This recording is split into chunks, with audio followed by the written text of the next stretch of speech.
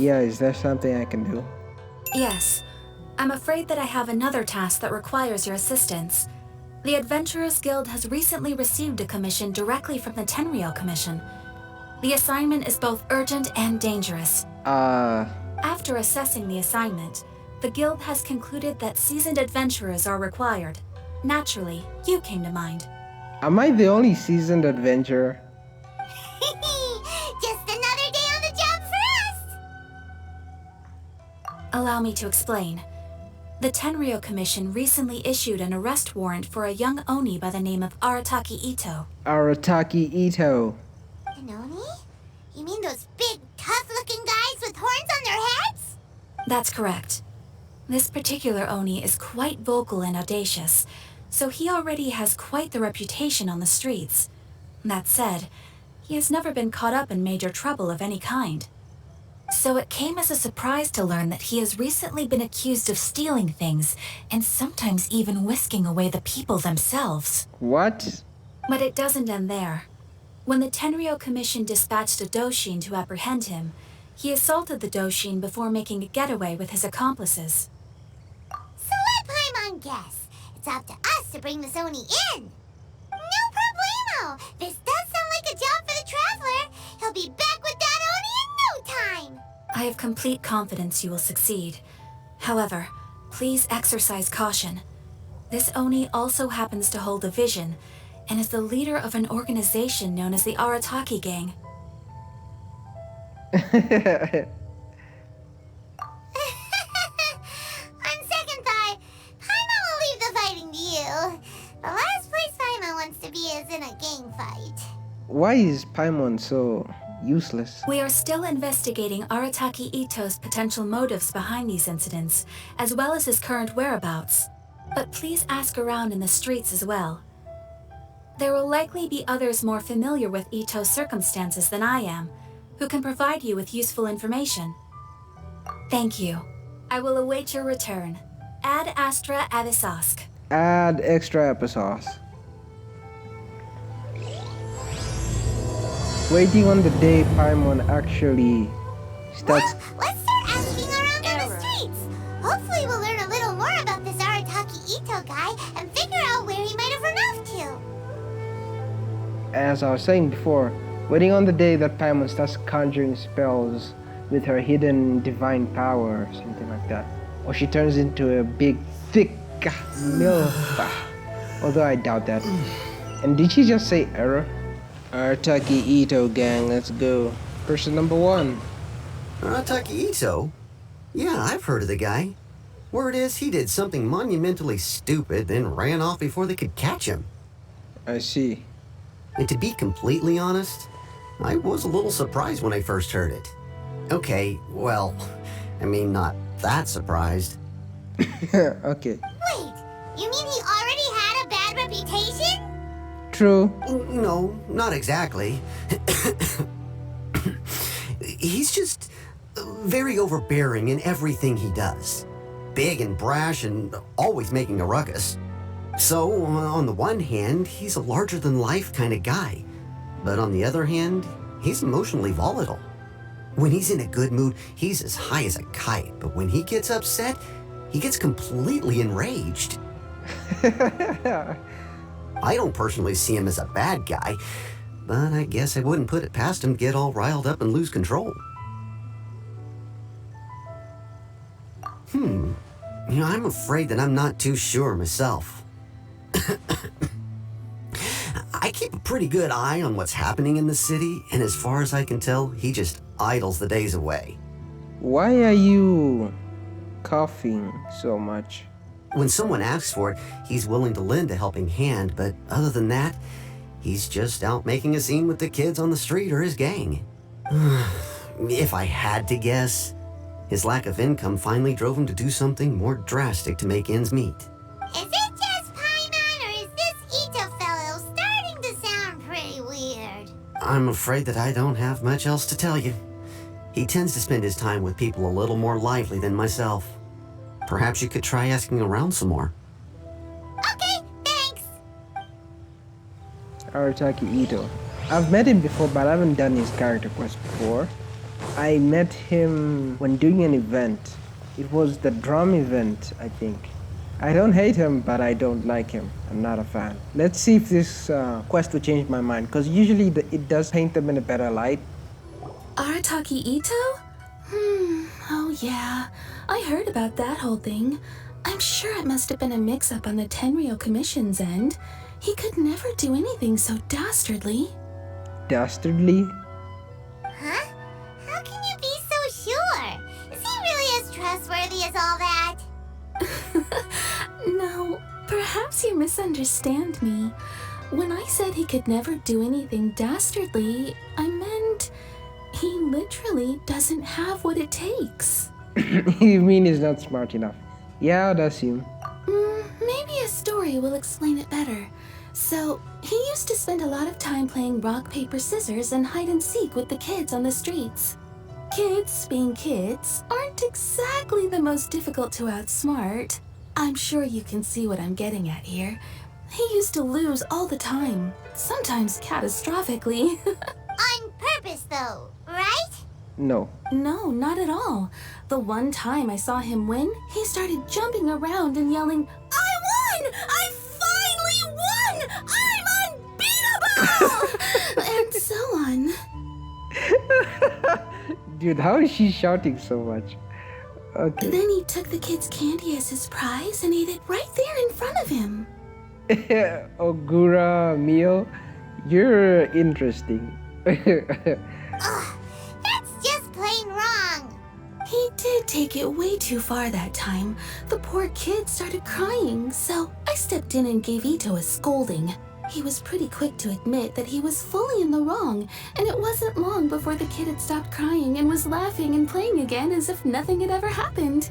In fact, the children quite like playing with him because he's always serious about the stakes and never throws a game on purpose.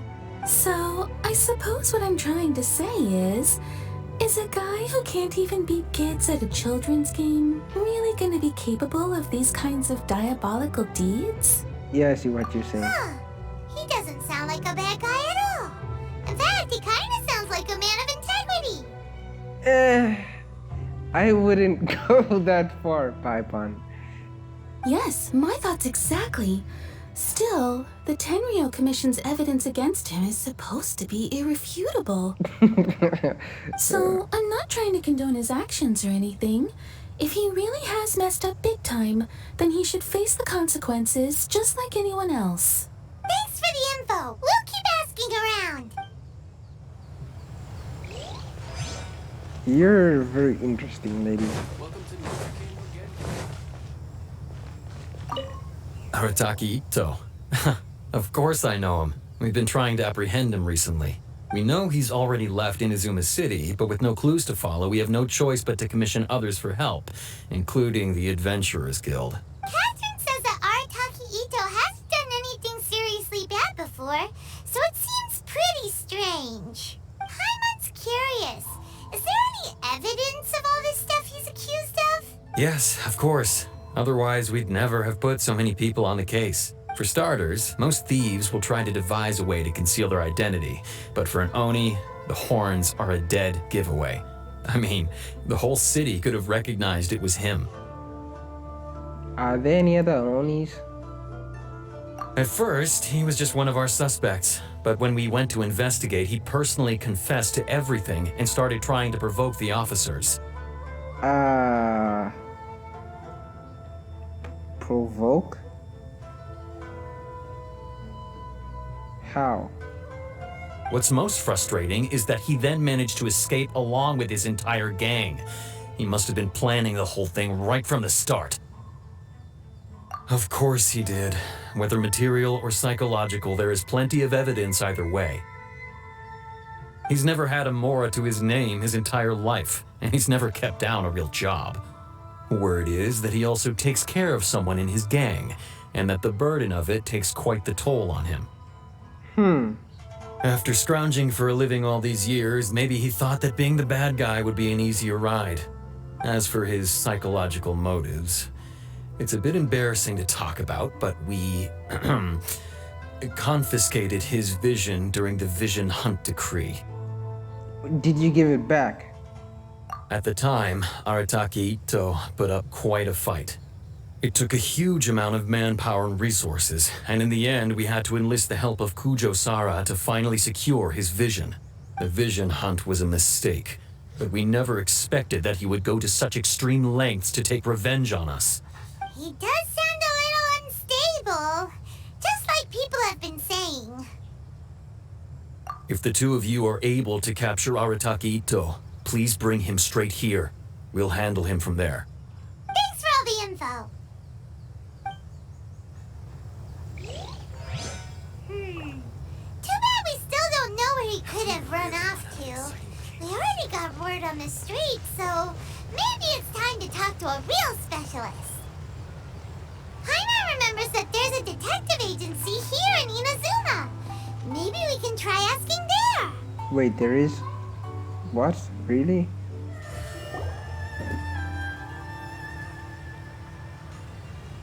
Hello, we'd like to ask some questions about Arataki Ito. Oh, him again.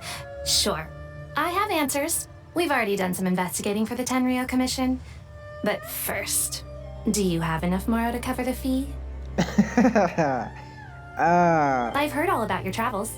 After everything you've been through, I'm sure you understand the way these sorts of things work. How much more are we talking about here? A one-off payment of 397,000 Yo, more my- upfront, plus a further 5% of your Adventures Guild remuneration as my commission, if Arataki Ito is successfully caught and brought to justice. You know what? Fine. No. We're not taking it. Whoa! That's crazy expensive! How did you even come up with a price that high?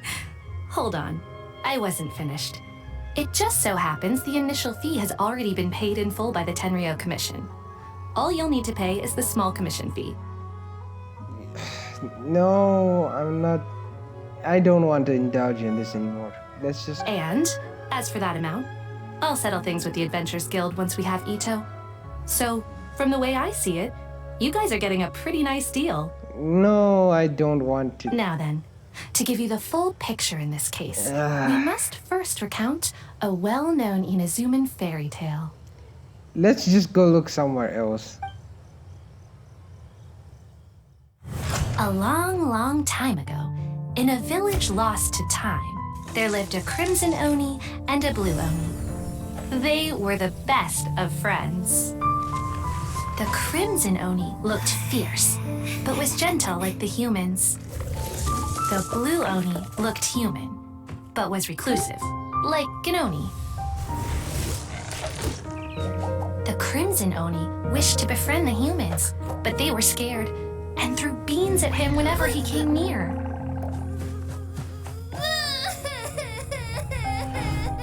So the blue Oni said to the crimson Oni, Akka, I'll cause trouble in the village. You'll come and stop me. Then the humans will accept you. as planned, the crimson Oni chased the blue Oni away. The crimson Oni's deeds spread throughout the land, and people finally accepted him. I know this story. But when the crimson Oni went to tell the blue Oni the good news, he was gone and left only a letter behind. I went traveling. Don't come find me or they'll treat you as a naughty little Oni. But don't worry about me. No matter where I go, we'll always be friends. I know this story. It's actually a story that... What about the little blue Oni? Whatever happened to him? Alright, fine. Just cause there was a cutscene, I will accommodate this Sango person. I don't like that she gave me a high price though in the beginning. But I'll gloss over that. I'll gloss over that on the account that there was a cutscene. I suppose the blue Oni simply disappeared, never to be seen again. Only the crimson Oni remain now. But the blue Oni was just an innocent little kid. Fine one.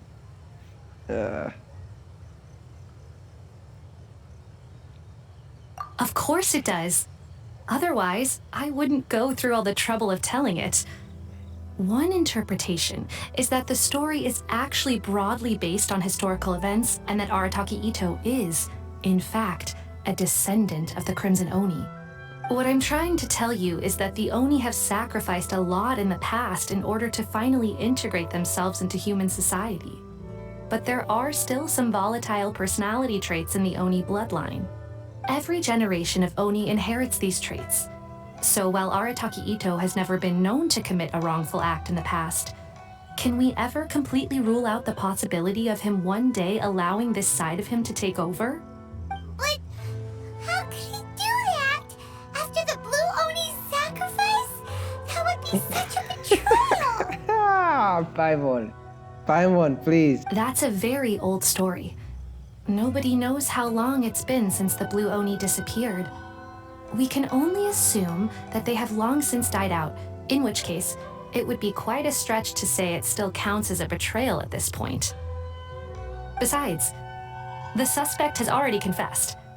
What is there left to discuss? According to my investigation, he was headed southwest. I would bet he's already made it to Yashiori Island by now.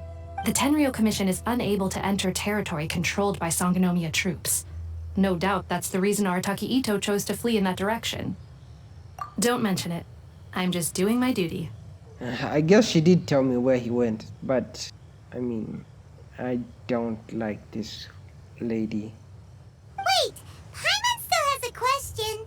If Arataki Ito has given into his bad side, won't that mean he's extra mean and violent now? I could only assume so. Judging from his previous bouts, he is a skilled fighter with a lot of brute strength. Whether or not you'll be able to handle him, that I do not know. Okay, but what's up with people throwing beans at Oni? What use is that? Ah, yes. Now that you mention it, I seem to recall that Arataki Ito is allergic to beans. In fact, all Oni will avoid beans, but especially Ito. I heard that just touching a bean is enough to incapacitate him. If you could weaken him a bit by triggering his allergies, perhaps you'd have better luck subduing him. It's fine. He's the bad guy, remember? Yeah, sure. It just so happens that I have a bag of beans right here. I was planning to use them to make some porridge, but I think you will find a better use for them. Of course, I will charge the Adventurers Guild a fair and reasonable rate for the beans. This lady, dude, I don't like her. Sneaky. But also, thanks. Let's head to Yashiori Island and start looking for Ito. I don't like you, lady.